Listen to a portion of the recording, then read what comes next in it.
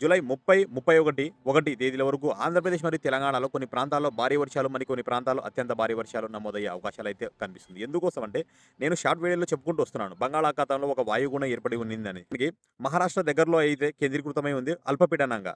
ఒక ఆవర్తనం నుంచి అల్పపీడనంగా వృద్ధి చెందింది. అల్పపీడనం నుంచి వాయుగుండంగా వృద్ధి చెంది మరలా అల్పపీడనంగా అయితే మహారాష్ట్ర దగ్గర కొనసాగుతుంది. దీని కారణం చేత ముఖ్యంగా పలు ప్రాంతాల్లో భారీ వర్షాలు, మరికొన్ని ప్రాంతాల్లో అత్యంత భారీ వర్షాలు నమోదయ్యే అవకాశాలు అయితే ఉన్నాయి. పూర్తి సమాచారం తెలుసుకుందాము. వీడియో నచ్చితే ఒక లైక్ చేయండి. తోటి రైతులకు, మిత్రులకు షేర్ చేస్తే వారు కూడా తెలుసుకునే అవకాశం ఉంటుంది. ఇంకా పూర్తిగా సమాచారం తెలుసుకుందాం. ఆంధ్రప్రదేశ్లో ఒకసారి గమనించినట్లయితే ముఖ్యంగా రాయలసీమ పరిసర ప్రాంతంలో ఇక్కడ కర్నూలు జిల్లాలో తేలికపాటి నుంచి మోస్తారు వర్షాలు, నంద్యాల జిల్లాలో కూడా తేలికపాటి నుంచి మోస్తారు వర్షాలు, 1 లేదా 2 చోట్ల భారీ వర్షాలు నమోదయ్యే అవకాశం కనిపిస్తుంది.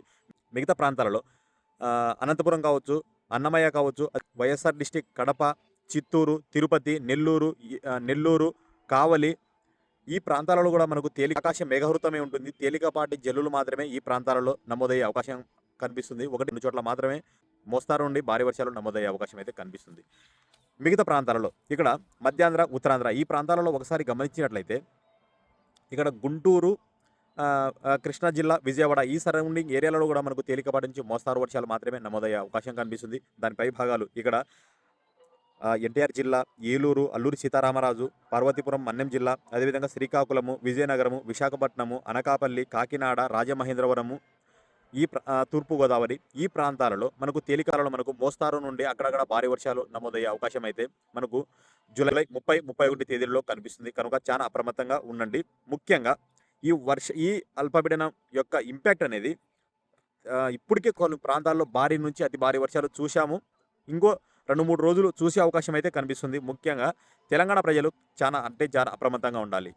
ఎందుకంటే ఈ ప్రాంతాలలో మనకు భారీ నుండి అత్యంత భారీ వర్షాలు నమోదయ్యే అవకాశం అయితే కనిపిస్తుంది. ఆ ప్రాంతాలు ఒకసారి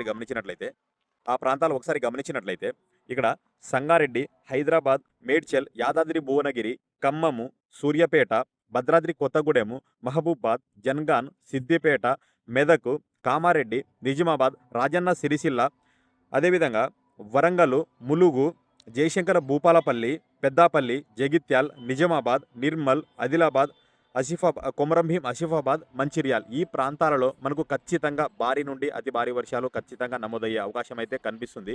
ఇక్కడ దక్షిణ తెలంగాణ ఈ ప్రాంతాలలో మనకు తేలికపాటి నుంచి మోస్తారు వర్షాలు, 1 లేదా 2 చోట్ల మనకు కొద్దిగా భారీ వర్షాలు చూసే అవకాశం అయితే ఖచ్చితంగా కనిపిస్తుంది. మనం పై చెప్పుకున్న ప్రాంతాలలో అప్రమత్తంగా ఉండండి.